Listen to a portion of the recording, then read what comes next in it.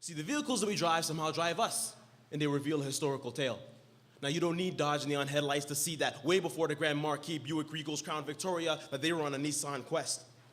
Prince Henry the Navigator, Plymouth Voyagers, and Ford Explorers went on expeditions to Xterra, unknown land, and they ventured on these odysseys in search of riches. Now, upon making their discovery, these trailblazers were clearly out of their Honda element. They had various Buick rendezvous with the native Indians who had very strange Honda accents. These people were humble yet intrepid, handled the bow and arrow with pinpoint accuracy. It was insane. A gracious people of integrity left the Subaru legacy, and they're still legends of the plains. They're also Hyundai excellent farmers.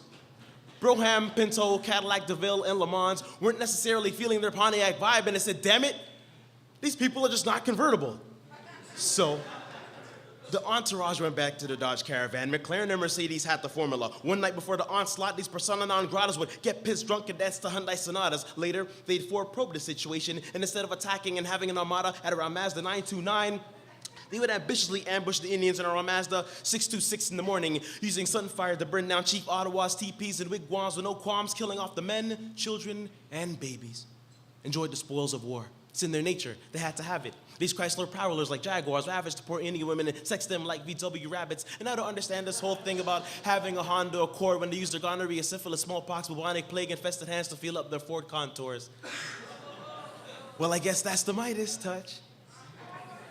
And firebund their textbooks and the lies they propagate. Because Thanksgiving wasn't about the food that looks great on your plate. It was a feast to celebrate those they killed and the women that they raped. And Custer was a fool for not making his Pontiac Grand American Ford Escape. Did you really need to watch the Transformers to know their motto was to punish and enslave gave African spirits and have them dodge spirited away because Mazda proteges had to be Suzuki Swift and Nissan maximized their time because it was their Honda civic duty to civilize us and all that other razzmatazz. But if you were in Mama Africa right now, they'd be killing your ass for gold, emeralds, rubies, diamonds, platinum, and even mercury topaz so they could live Porsche. And GMC doesn't stand for General Motors Company. It stands for Genetically Modified Chickens. Finger licking. You know the Pathfinder, Subaru Forester, Jimmy the Ranger, pulls out his Beretta and a saber whenever there's danger, hangs out with the Zuzu troopers who step out of PT Cruisers and beat up on kids who think they're built for tough, rough and stuff with the Afro puff. Hey! Quietly Ford escort you around the corner, take you Subaru out back and give you a tune-up. How many times you gotta get kicked in the grill or the tailpipe, made to feel like you got run over by an 18-wheeler, heads blown in the gasket because they dodge, ram your face into the concrete. Then when you give them your sob story about how you got jacked up, they tell you these are the brakes. I'm too tired like motorcycles.